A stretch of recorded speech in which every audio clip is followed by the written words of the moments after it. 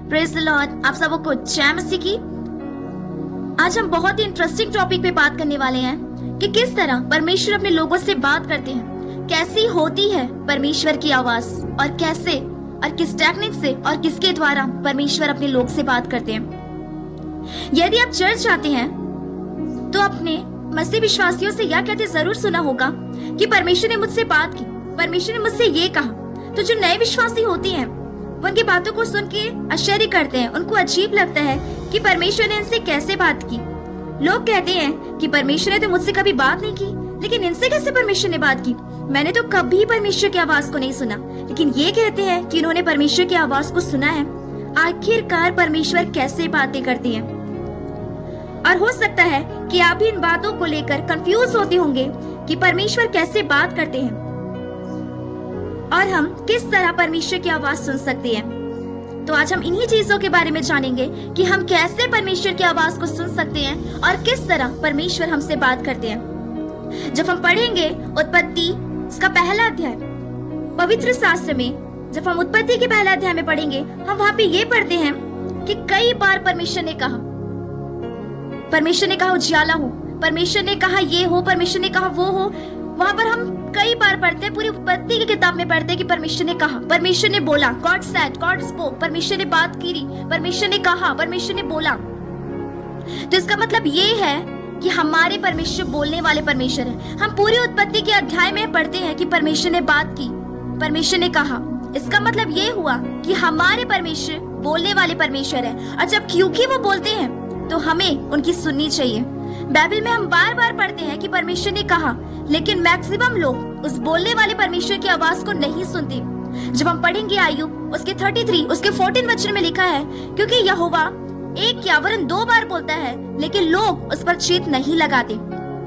आयुब ने कहा परमेश्वर एक नहीं वरन 2 बार बोलता है, लेकिन लोग उस पर ध्यान नहीं देते, लोग परमेश्वर की आवाज को नहीं सुनते।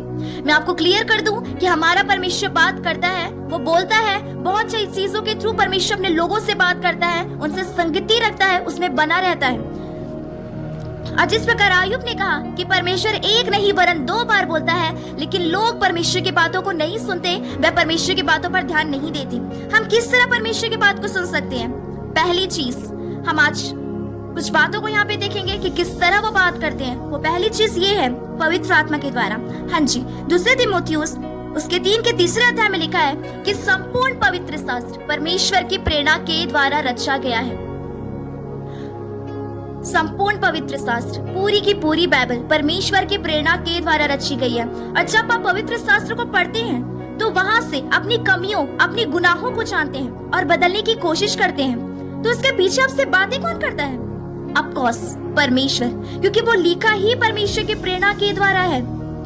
तो जब आप बाइबल पढ़ते हैं तो बाइबल के वचनों के द्वारा परमेश्वर आपसे और मुझसे बात करते हैं, और परमेश्वर चाहते हैं कि मेरे लोग मेरे वचन को पढ़ें, क्योंकि ये वचन खुदा का है। जब हम पढ़ेंगे यूहन्ना उसका पहला अध्याय, उसके पहले वचन में लिखा है कि आदि में वचन था, वचन परमेश्वर के साथ था और वही वचन परमेश्वर था। मैं हर एक उन लोगों से ये बात कहना चाहती हूँ कि यदि आपके पास अपनी खुद की बाइबल नहीं है तो आप एक मसीह नहीं हो सकते, क्योंकि वचन ही परमेश्वर है। अब जब भी अपनी बाइबल को अपने साथ लेकर जाते हैं, आप मसीह के पत्री हैं। लोग आपको पढ़ते हैं, आपको देखते हैं, आपके बिहेवियर से। वचन कहता है कि तुम्हारे बिहेवियर से, तुम्हारी चीजों को देखकर लोग परमेश्वर को जानते हैं, और ये भी कि तुम्हारे भले काम को देखकर वो तुम्हारे पिता की जो स्वर्ग में है बड़ाई करें। अगर आपके पास परमेश्वर का वचन नहीं है, आप अपने दोस्तों से, अपने पेरेंट्स से, अपने भाइयों से, अपनी बहनों से वचन को लेकर पढ़ते हैं, और अगर आपके पास अपनी वचन नहीं है तो आप कैसे कह सकते हैं कि मैं एक मसीह हूँ? अगर आप एक मसीह हैं तो आपके पास अपनी खुद की बाइबल होनी जरूरी है, क्योंकि बाइबल के वचनों के द्वारा परमेश्वर अपने लोगों से बात करती है। दूसरी बात, प्रचारकों के द्वारा। लिखा है थिस्सलुनीकियों उसका 2 उसके 13 वचन में, इसलिए हम भी परमेश्वर का धन्यवाद निरंतर करते हैं कि जब हमारे द्वारा परमेश्वर के सुसमाचार का वचन तुम्हारे पास पहुंचा तो तुमने उसे मनुष्य का नहीं परंतु परमेश्वर का वचन समझकर ग्रहण किया, और वह जो तुम में विश्वास करते हो कार्य करता है।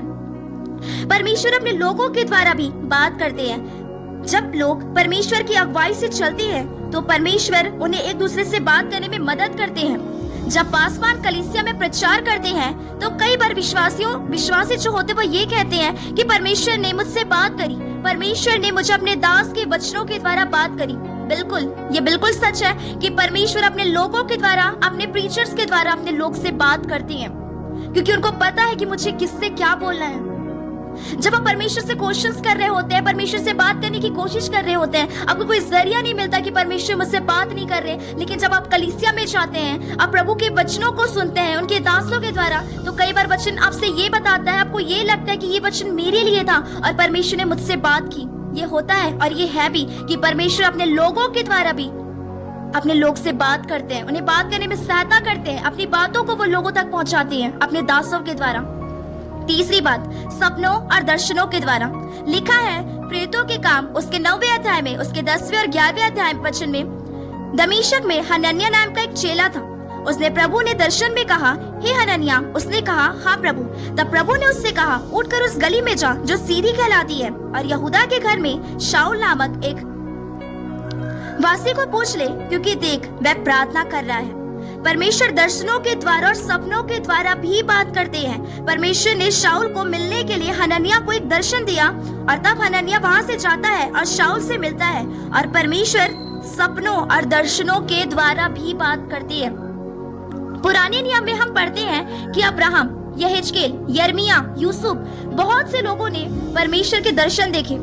सपनों के द्वारा बात करना परमेश्वर का बहुत ही पुराना तरीका रहा है, और आज भी परमेश्वर सपनों के द्वारा, दर्शनों के द्वारा अपने लोगों से बात करते हैं। आयुब ने कहा, जब हम पढ़ेंगे आयुब उसके 13:3 के 15 और उसके 16 वचन में, सपनों में या रात को दिए हुए दर्शन में जब मनुष्य घोर निद्रा में पड़े रहते हैं या बिछौने पर सोते समय वह अपने मनुष्य के कानों को खोलता है। वचन कहता है कि वह मनुष्य के कानों को खोलता है, जब वे गहरी नींद में होते हैं वह मनुष्य से बात करता है। दर्शनों के द्वारा और सपनों के द्वारा बात करना बाइबल में बहुत ही प्रभावशाली रहा है, और परमेश्वर कई बार इसके द्वारा भी लोगों से बात करते हैं। जिस तरह वो पुराने नियम में लोगों से बात करते थे अपने दर्शनों के द्वारा, आकाशवाणी के द्वारा, सपनों के द्वारा, उसी तरह परमेश्वर आज भी अपने लोगों से बात करते हैं। चौथी बात, नेचर्स के थ्रू। जब प्रभु यीशु मसीह का जन्म हुआ तो कैसे परमेश्वर ने एक तारे से अपने लोगों से बात की, और वो तारों को देखकर उस जगह में पहुंचे जहां प्रभु यीशु मसीह का जन्म हुआ था। सो परमेश्वर नेचर्स के द्वारा भी अपने लोगों से बात करते हैं, उन्हें बताते हैं। पांचवी बात, परमेश्वर हमसे डायरेक्ट भी बात करते हैं। एक छोटी सी आवाज, पवित्र आत्मा की आवाज, जो समय समय पर हमें बताती है ये हमें करना चाहिए या हमें नहीं करना चाहिए, ये सही है, ये गलत है। ये कभी हमारे मन में आता है और हमें लगता है कि हमें ये नहीं करना चाहिए, हमें ये करना चाहिए। वो छोटी सी आवाज जो पवित्र आत्मा के द्वारा हमारे मन में होती है। अपने लोगों से ये कहते सुना होगा कि मुझे ये अगुवाई नहीं मिल रही है कि मैं ये करूं, मुझे अगुवाई मिल रही है कि मैं ये करूं।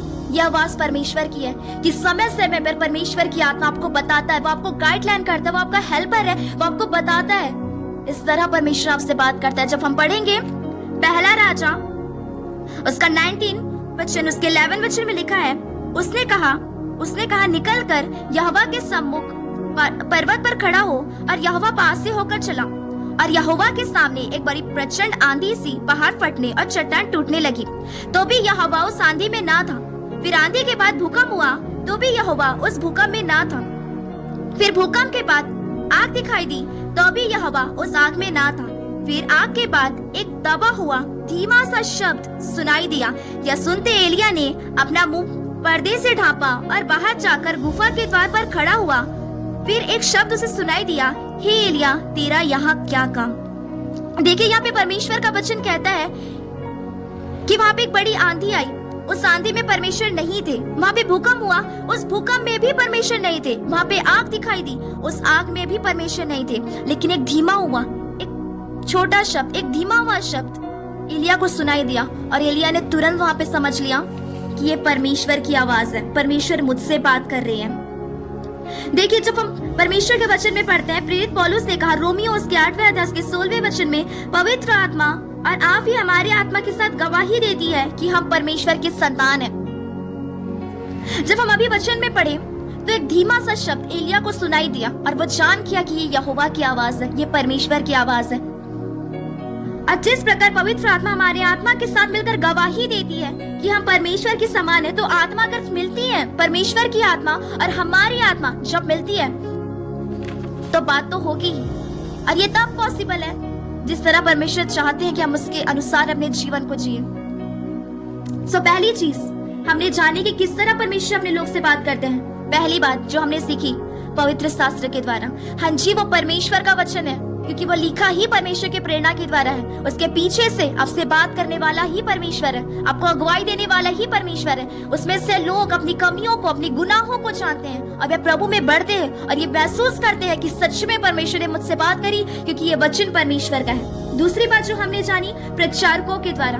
हाँ जी, परमेश्वर अपने दासवर्ग के द्वारा, अपने प्रचारकों के द्वारा भी अपने लोगों से बात करते हैं। जब आप कलीसिया में जाते हैं अपने वचन सुनना, जब आपको ये महसूस होता है कि इस वचन के द्वारा परमेश्वर ने मुझसे बात की, परमेश्वर अपने दासों के द्वारा भी अपने लोगों से बात करते हैं। तीसरी बात सपनों और दर्शनों के द्वारा।